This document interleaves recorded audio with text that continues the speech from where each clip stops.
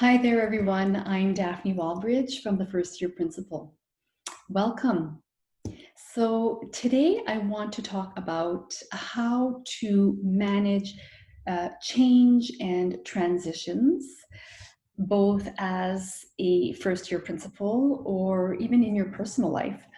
These 4 strategies will help you level up and feel more in control when it comes to managing change and transitions.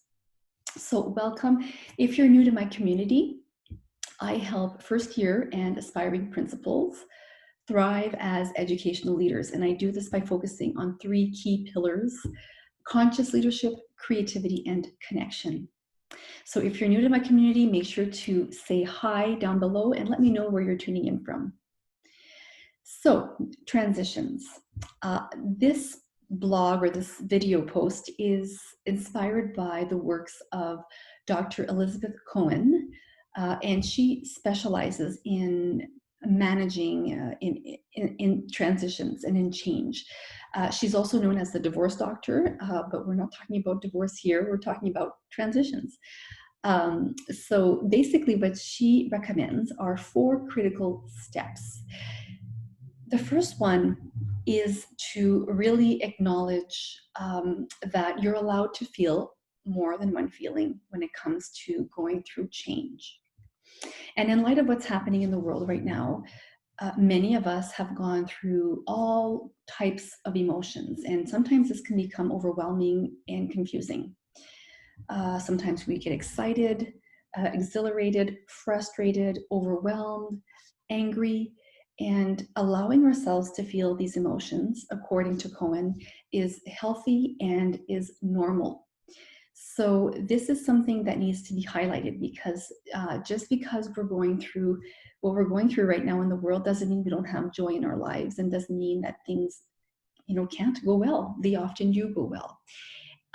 But allowing these emotions to come and go and to honor them. So that's the first step. Realizing that you can have more than one emotion around the change or the transition you're going through. The second step is to make a list of what you can control and what you can't control. And as you know, the month of November is all about evolving and finding our own way of growing and feeling more expansive. It's a time of the year where there's the days are shorter and the weather's getting colder, so it's a perfect time to recalibrate, check in with ourselves, and regain our power. And this is exactly what step 2 is about when it comes to transitions. Look at your life and see what areas in my life do I have control over and where do I not have control.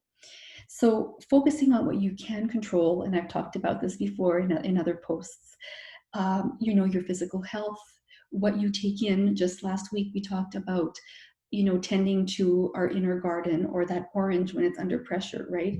So making sure we consume only what's best for us and being very discerning that we have control over. Relationships in our lives that serve us, and the ones that don't, we set firm boundaries. So always making a list of what you can control and then acting on that. That's for step number 2. Step number 3 is to revisit other transitions you've had to go through in your life. Obviously, since you're leading a school, you've had to go through all kinds of ups and downs and transitions. And if you're in education, it goes without saying that you have to adapt constantly to change. So go over what you've gone through and examine closely, be discerning on how you manage those changes and those transitions, and how you got through them and you grew and you evolved as a result.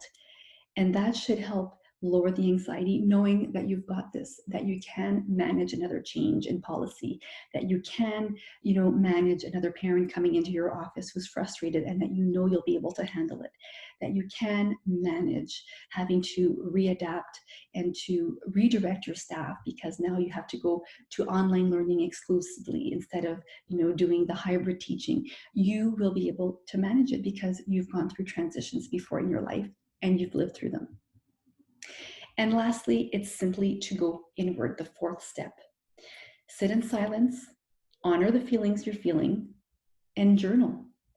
It's a really powerful practice to write down our frustrations, our worries, our wins at the end of the day, and to do a check-in with ourselves, to sit in silence and just to feel the feelings. You don't have to react to them. You can just allow them to come through you, honor them, and then let them go. Because as you know, this too shall pass. Nothing is permanent. Everything is evolving during its own time, its own process, and you will get through it. You will go through the tunnel and you will come out a better person. So that's my message for today, those 4 steps inspired by the works of Elizabeth Cohen. And she's great. So I hope you take them to heart. I hope you, even if you know somebody who's going through a transition right now and who needs a little bit of guidance, I invite you to let them know this page exists, this video exists, and to share it with them. Please make sure to leave your thoughts down below. I would love to connect with you after this video, and we can keep the conversation going. Now, if you're an aspiring principal, before we head off, I have a special free resource for you that I would love to tell you about. It's called the Principalship Prep Checklist. And it's a very simple document with lots of actionable steps you can take to start preparing your path towards becoming a school leader. So I hope you take advantage of that. I have posted the link, and if you're watching this on IGTV, the resource is in the bio link. I can't wait to see you next week, and bye for now. Take good care.